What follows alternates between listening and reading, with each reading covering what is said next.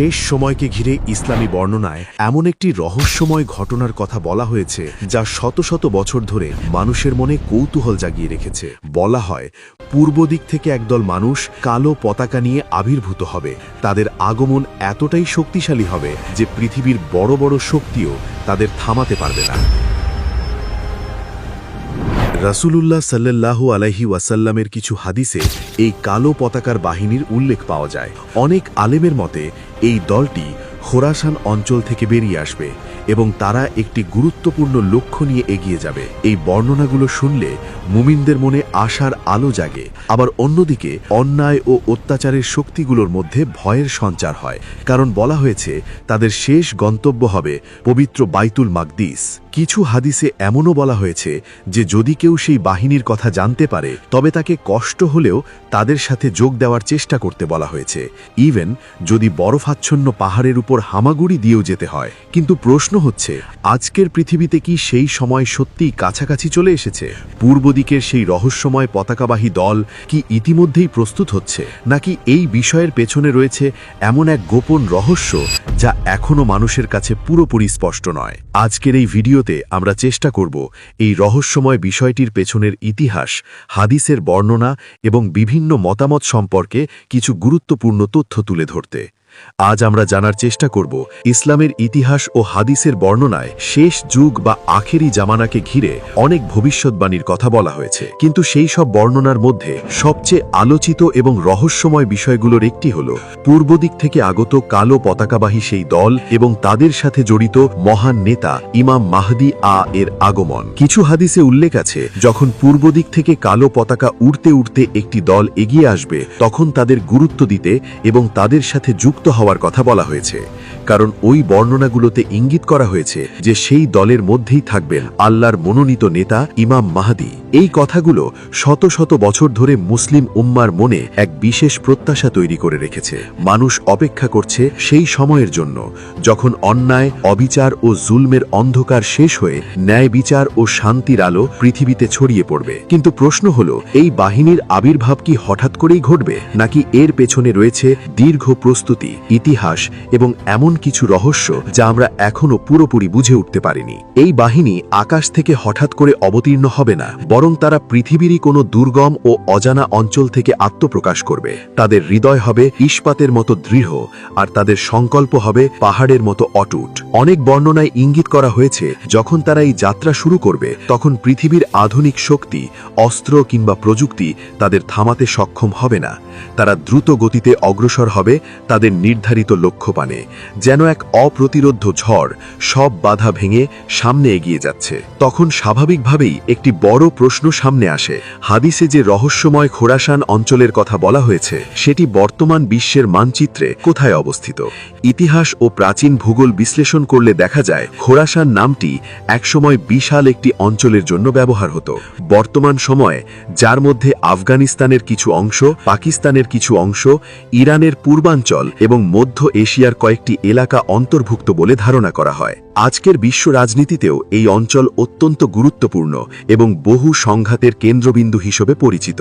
তাই অনেক গবেষক ও ইসলামী চিন্তাবিদ মনে করেন এই এলাকাকে ঘিরেই ভবিষ্যতে বড় কোনো ঐতিহাসিক ঘটনার সূচনা হতে পারে। অনেকের মতে এই অঞ্চলে বর্তমানে যে ঘটনাগুলো ঘটছে সেগুলো নিছক কাকতালীয় নয়, বরং এগুলো এমন এক ধারাবাহিক বাস্তবতার অংশ হতে পারে যার ইঙ্গিত প্রায় 1400 বছর আগে রাসূলুল্লাহ সাল্লাল্লাহু আলাইহি ওয়াসাল্লাম বিভিন্ন বর্ণনায় উল্লেখ করে গেছেন। কিছু গবেষকের ধারণা, খোরাসান অঞ্চলের দিক থেকেই একসময় এমন একটি দল আবির্ভূত হবে যারা অন্যায় ও জুলমের শক্তির বিরুদ্ধে দাঁড়াবে। তারা পরিস্থিতিকে এমনভাবে পরিবর্তন করবে যাতে শেষ পর্যন্ত ন্যায়ভিত্তিক নেতৃত্ব প্রতিষ্ঠার পথ তৈরি হয় এবং ইমাম মাহদি এর আগমনের জন্য পরিবেশ প্রস্তুত হয়। কিন্তু বড় প্রশ্ন হল, খোরাসান থেকে আগত সেই বাহিনীকে কিভাবে চেনা যাবে? তাদের বৈশিষ্ট্যই বা কেমন হতে পারে? হাদিসের কিছু বর্ণনায় এই দল সম্পর্কে কয়েকটি ইঙ্গিত পাওয়া যায়। সেখানে বলা হয়েছে তাদের পরিচয়ের ধরন হবে কিছুটা আলাদা। অনেক সময় তারা উপনাম বা কুনিয়াত দ্বারা পরিচিত হবে।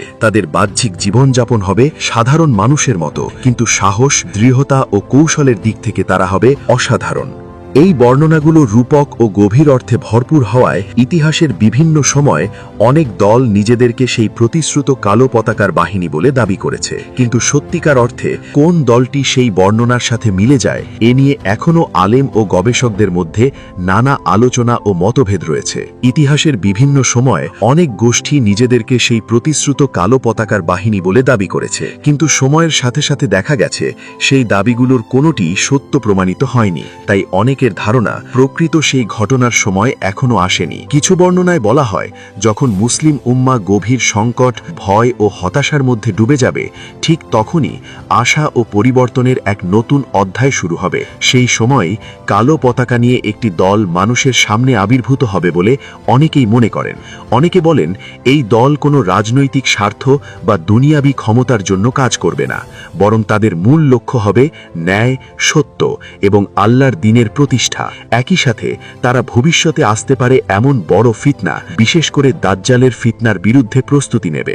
বর্ণনাগুলোতে আরও ইঙ্গিত করা হয়েছে যে এই বাহিনীর সদস্যরা অত্যন্ত দৃঢ়চেতা হবে। তারা ভয় বা বিপদের কাছে মাথা নত করবে না, বরং আত্মত্যাগ ও আদর্শের প্রতি গভীর বিশ্বাস নিয়েই তারা তাদের পথ চলা অব্যাহত রাখবে। তবে বাস্তবতার দিকে তাকালে দেখা যায় বর্তমান সময়ের অনেক ঘটনার সাথে সেই আদর্শিক বর্ণনার মিল খুঁজে পাওয়া কঠিন হতে পারে। তাই কোনো পতাকা বা স্লোগান দেখেই আবেগে ভেসে যাওয়া ঠিক নয়।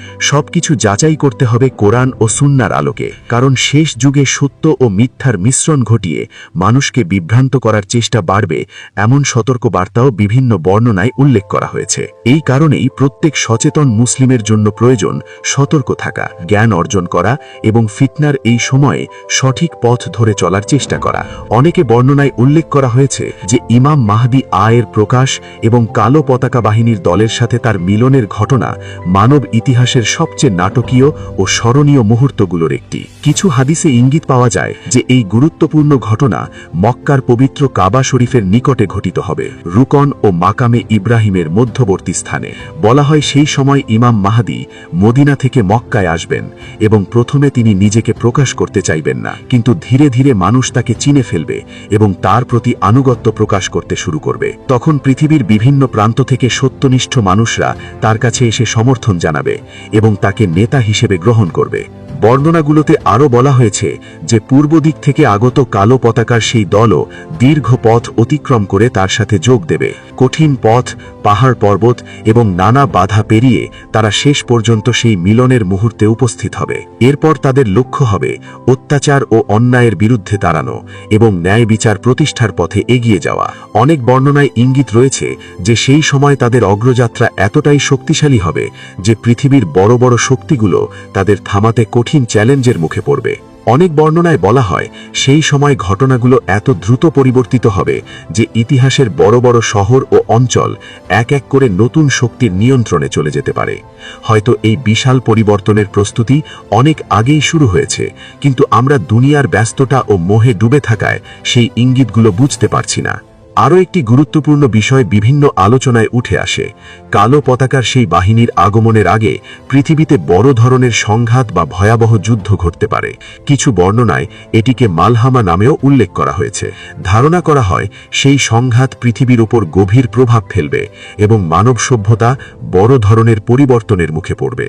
কিছু গবেষকের মতে যদি কখনো বিশ্বব্যাপী বড় যুদ্ধ যেমন তৃতীয় বিশ্বযুদ্ধ বা পারমাণবিক সংঘাত ঘটে, তাহলে আধুনিক প্রযুক্তি ও অবকাঠামোর অনেক কিছুই ধ্বংস হয়ে যেতে পারে। তখন মানব সমাজ আবার অনেকটা প্রাচীন যুদ্ধ ব্যবস্থার দিকে ফিরে যেতে বাধ্য হতে পারে। কিছু বর্ণনায় বলা হয়েছে সেই সময় একদল যোদ্ধা তাদের অশ্বারোহী বাহিনী নিয়ে যুদ্ধক্ষেত্রে আবির্ভূত হবে।